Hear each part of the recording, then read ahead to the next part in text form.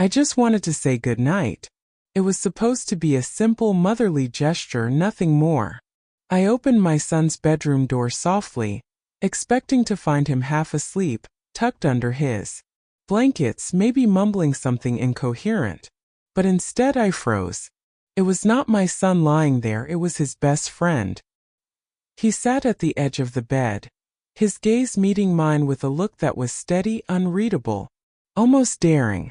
For a moment the air grew heavier, the room felt too small, and the silence roared between us. I knew I should have turned away, said something, broken whatever strange current had sparked between us. But I stood there, heartbeat thundering, caught in a feeling I had no words for, a feeling that would change everything. I could not move at first. His presence caught me so off guard that my mind struggled to catch up with what my eyes were seeing. My son's best friend Tyler was not a boy anymore. When had that happened? In my mind, he had always been that awkward teenager, tagging along after soccer practice, hitting our fridge for snacks, laughing too loudly at silly jokes. But now, in the low glow of the bedside lamp, he looked different, taller, broader, his face carrying a kind of quiet confidence that was so unexpected it stole my breath. I stumbled over an apology, my voice barely above a whisper, but he only smiled, soft and unthreatening, as if he understood the confusion flickering inside me. I told myself to leave, to close the door and pretend nothing had happened. Yet, for some reason, my hand stayed on the doorknob, frozen. He just fell asleep, Tyler said, his voice low, respectful, but there was something else buried under his words, a kind of gentle daring that made my skin prickle. I nodded stiffly, mumbling something about blankets, about making sure he was comfortable, ridiculous excuses to explain why I was still standing there. I crossed the room, feeling the weight of his gaze on me, too aware of my loose t-shirt, the soft brush of my bare feet on the carpet, the intimacy of the night pressing in on all sides. As I pulled the spare blanket over my son's sleeping form, I could feel Tyler watching me. It was not invasive, it was something else entirely, something unsettlingly tender. I tucked the blanket under my son's chin, lingering longer than necessary, giving myself an excuse to keep my back turned. When I finally dared to glance over my shoulder, Tyler was still sitting there, still silently waiting, his hands resting loosely between his knees, his expression unreadable but not unkind. I forced a smile, trying to break the strange tension. "Long day?" I asked, my voice embarrassingly breathless. He chuckled, a low sound that rumbled in his chest. "Yeah," he said, "but this is nice." I frowned slightly, confused. "What is?" He tilted his head, studying me like I was a puzzle he was trying to figure out. "Being here. With you." My heart stuttered. I told myself he did not mean it that way. Of course he did not. He was just being polite, grateful for the years I had welcomed him into our home. That was all. I gathered up the spare pillow and moved to the closet, pretending to be busy kneading something, anything to do with my hands.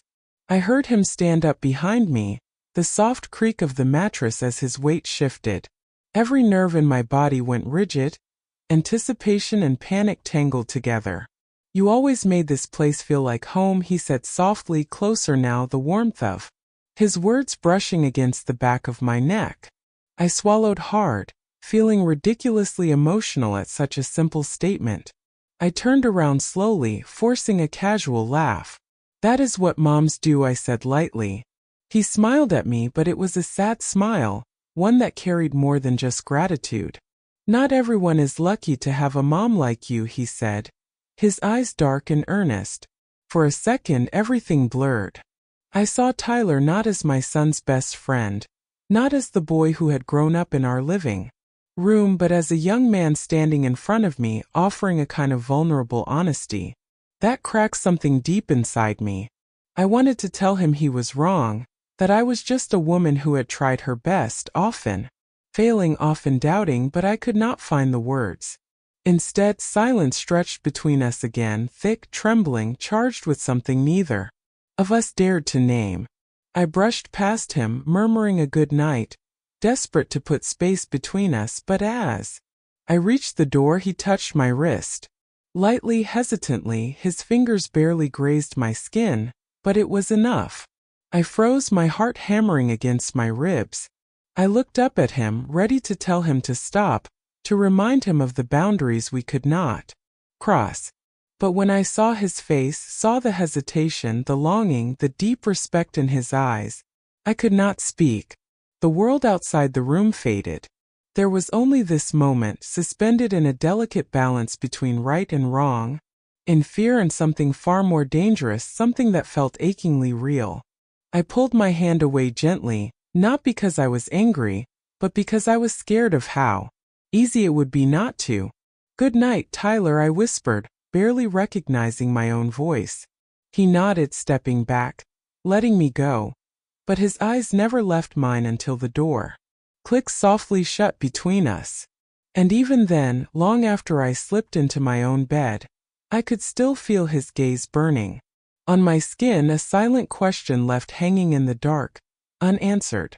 The next morning, I moved through the house as if nothing had happened. I busied myself with making coffee, straightening the living room, pretending that the strange, charged moment between Tyler and me had been nothing more than a byproduct of a long emotional night.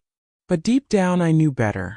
Every time I caught a glimpse of the closed door to my son's room, a flush would rise to my cheeks, and I hated how easily my body betrayed me. By noon my son and Tyler were up, laughing over breakfast, shoving each other like they always did. Watching them, I could almost believe that the night before had been a dream, a strange, wistful dream that had no place in the light of day. I smiled, made small talk, and forced myself to maintain the distance I knew was necessary. Tyler never mentioned it either, though every now and then I would catch him looking at me across the kitchen table, his gaze lingering just a second too long, making my heart race all over again. That night, after my son went to a friend's house for a sleepover, I thought I would finally get some peace.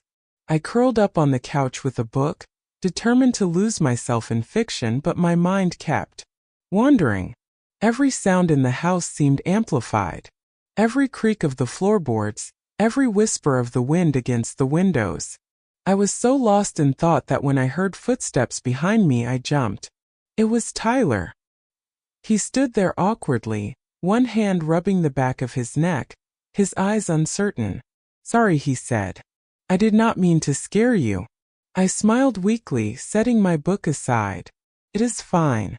I was just distracted." He hesitated, then sat down at the far end of the couch. The distance between us was polite, appropriate. But the air was thick again, humming with all the things we were trying not to say. We made small talk for a few minutes about school, about my son's crazy plans for the weekend, but it felt forced, hollow. Finally, Tyler fell silent. I glanced over at him and found him watching me again, that same unreadable look in his eyes. "Can I ask you something?" he said quietly. My stomach twisted. I nodded, even though part of me screamed to run. "Last night," he began, then stopped, struggling for words. Did I make you uncomfortable?" I opened my mouth to deny it automatically, but the truth caught in my throat. I looked at him, really looked at him, and saw not just the young man he had become, but the boy who had always looked to me for guidance, for comfort, and now somehow for something more.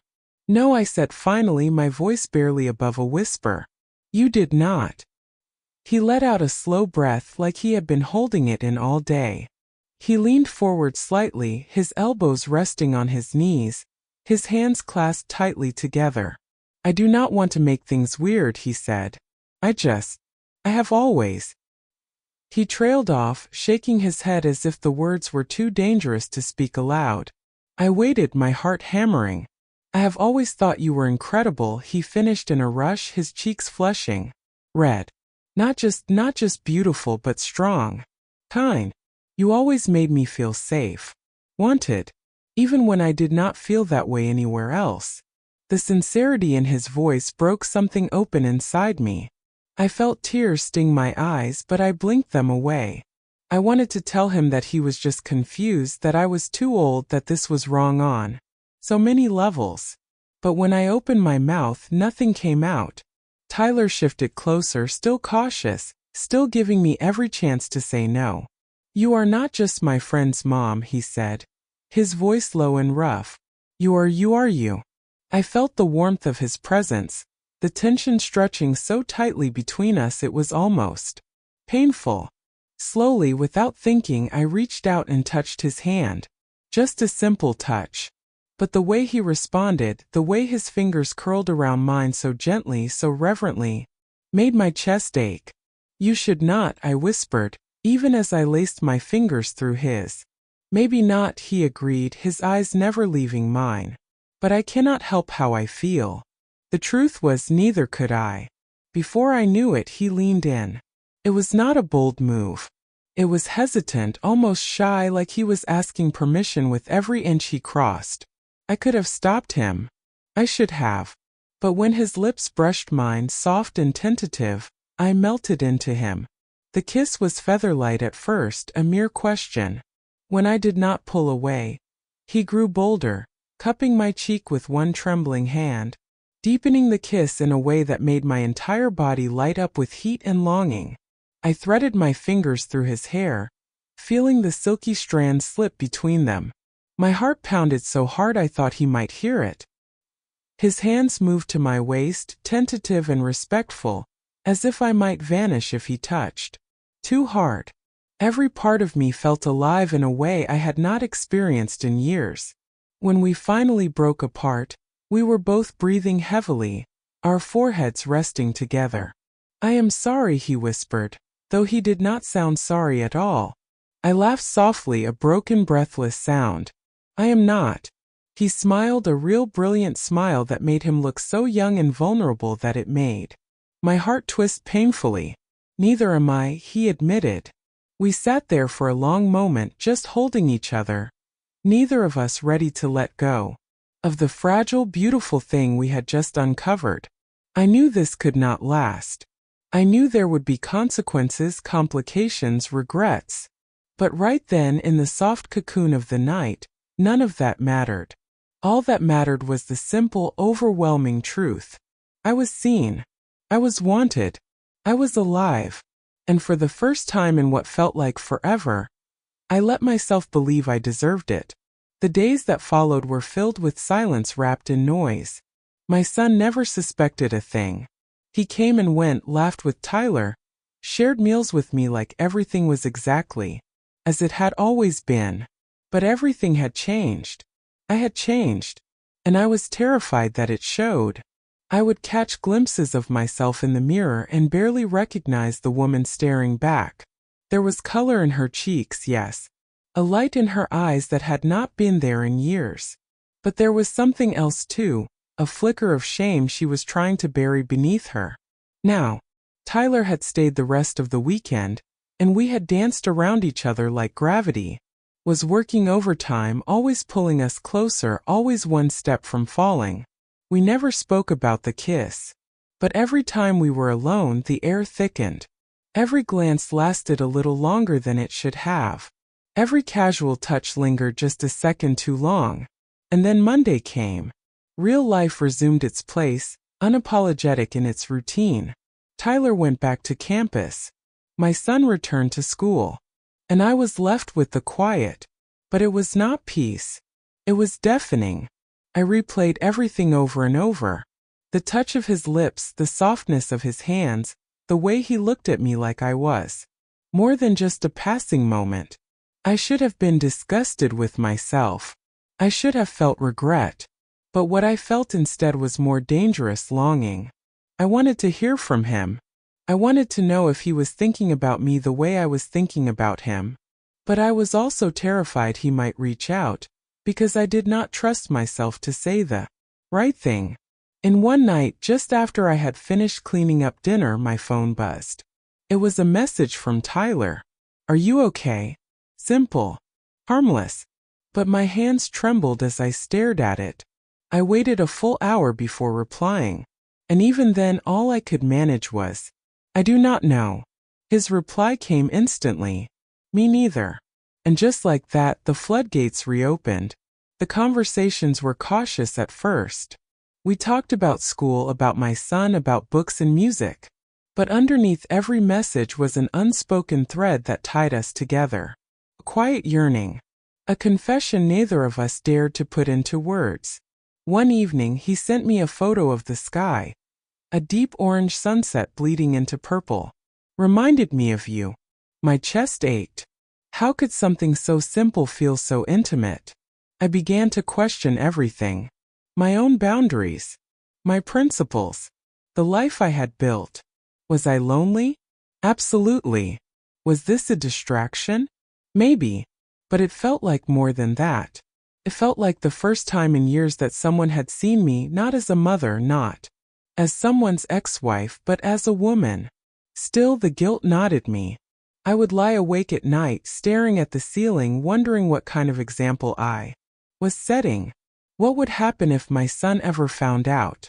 What would it do to their friendship? To mine with him? And yet, the thought of severing whatever it was that had begun between Tyler and me felt like cutting off my own breath. One Friday evening, my son told me he would be out late, some group project or maybe just another excuse to hang with friends. I nodded, pretending not to care, but the moment he left, I felt the weight of anticipation crash over me. I did not know if Tyler would come. We had not made plans, but part of me hoped he would. He did. He arrived an hour later, quietly slipping into the house as though we had rehearsed this. In another life. When I opened the door, our eyes locked and nothing needed to be said. We sat across from each other in the living room. The silence was both comfortable and tense, like the pause before a storm.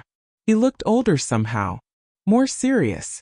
But there was still that boyish charm tucked beneath the weight of something deeper. I do not want to hurt anyone, I whispered. He nodded. Neither do I. But we already are, I added, my voice cracking. Tyler leaned forward, his eyes full of sincerity. Then tell me to leave. And I will. But I could not. Because the truth was, in that moment I did not want him to go. Not because I was weak. Not because I was selfish. But because with him I felt seen. Felt known. But after so many years of disappearing inside everyone else's needs, I wanted to exist for myself, even if just for a night. The room felt impossibly still as Tyler waited for my answer. My heart pounded against my ribs, screaming for clarity I did not have. A part of me, the part trained by years of motherhood, responsibility, and quiet sacrifice, wanted to send him away, close the door, and pretend none of this had ever happened. But another part, quieter but stronger, begged me to choose differently. To choose myself. I took a breath. A long, shaking breath that seemed to stretch across years of loneliness. I cannot, I said finally. I cannot tell you to leave. He flashed across his face, but he did not move. He waited, patient, respectful, terrified. Just like me. Slowly, cautiously, I reached for his hand. His fingers wrapped around mine, warm and steady, grounding me. We sat like that for a long time, two people on the edge of 1,000 wrongs, daring to choose something that felt right, even if only in this fragile moment. We did not rush. There were no promises made, no future written. Just the acknowledgement of something rare and real blooming quietly between us. Maybe it would break us. Maybe it would save us. I did not know. All I knew was that for the first time in a very long time I felt alive, and that, I decided, was worth everything.